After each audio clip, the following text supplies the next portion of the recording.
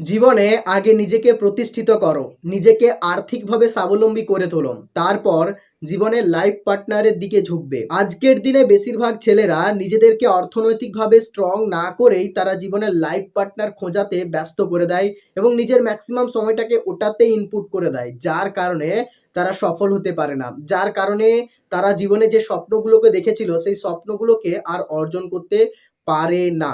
সবার প্রথমে আমাদেরকে আমাদের সময়কে সঠিকভাবে ব্যবহার করতে হবে। সবার প্রথমে আমাদেরকে সোশ্যাল মিডিয়ার সময়টাকে অনেকটা কমিয়ে আসতে হবে। সোশ্যাল মিডিয়াতে আমাদেরকে তখনই অ্যাক্টিভ হতে হবে যখন এটা আমাদের জীবনে সত্যিই দরকার। কিন্তু আমরা যেটা পারি না। আজকের দিনে বেশিরভাগ ছেলেমেয়েরাই সোশ্যাল মিডিয়াতে খুব বেশি ঝুঁকে পড়েছে। সোশ্যাল মিডিয়াতে বিভিন্ন রকমের জিনিস দেখতেই তারা ব্যস্ত।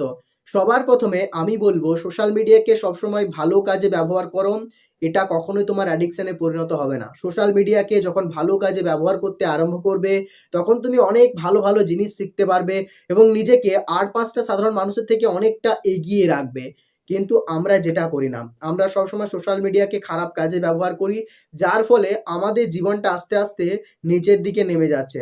আমরা জীবনে যে স্বপ্নগুলোকে দেখেছিলাম, সেগুলোকে অর্জন করতে পারছি না। একটা মেয়ে যখন কোনো একটা ছেলের সবটাকে পছন্দ করতে আরম্ভ করে, যখন তাকে গুরুত্ব দেয়, যখন তার সঙ্গে হেসে কথা বলে, তখন ছেলেটা হয়তো ভাবে যে মেয়েটা তাকে পছন্দ করতে আরম্ভ করেছে, তাকে ভালোবাসতে আরম্ভ করেছে এবং এই ভেবে যখন সে মেয়েটাকে অ্যাপ্রোচ করে, তখন মেয়েটা কিন্তু রিজেক্ট করে দেয়।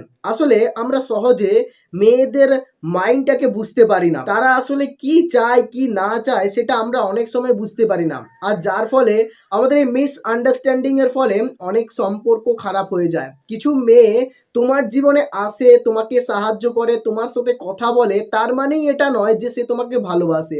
সে তোমাকে ভালোবাসে কিন্তু একজন বন্ধু হিসেবে। আর তোমারও উচিত তার সাথে ঠিক তেমন বিহেভই করা।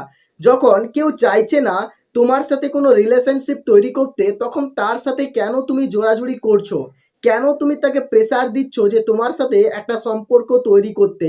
সম্পর্ক জিনিসটা বেরিয়ে আসে মাইন্ড থেকে।